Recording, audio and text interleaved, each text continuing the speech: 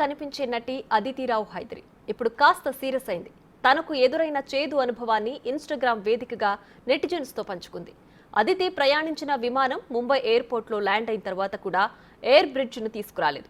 దీంతో విసిగెత్తిపోయిన ఆమె తాను ప్రయాణించిన విస్తారా ఎయిర్ సర్వీసెస్ పై సీరియస్ అయింది.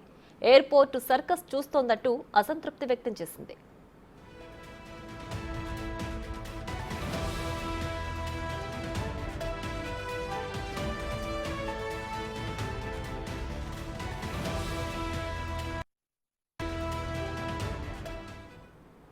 అయితే అదితి ఇన్స్టా పోస్ట్ కు విస్తార కంపెనీ రెస్పాండ్ అయింది. అదితి ఆరోపణలను కొట్టిపడేసింది. ఎయిర్ బ్రిడ్జ్ తీసుకురావడానికి 12 నిమిషాలు మాత్రమే ఆలస్యమైందని క్లారిటీ ఇచ్చింది. ఈ 12 నిమిషాలు ప్రయాణికులను వెయిట్ చేయించినందుకు క్షమాపణలు చెప్పింది.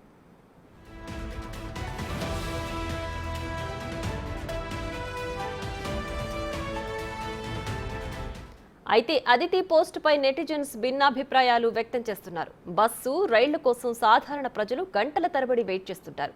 కేవలం 12 నిమిషాలు ఆలస్యమైనందుకు అదితి ఈ విధంగా ఓ కంపెనీని ఆరోపించడం సరికాదని అంటున్నారు.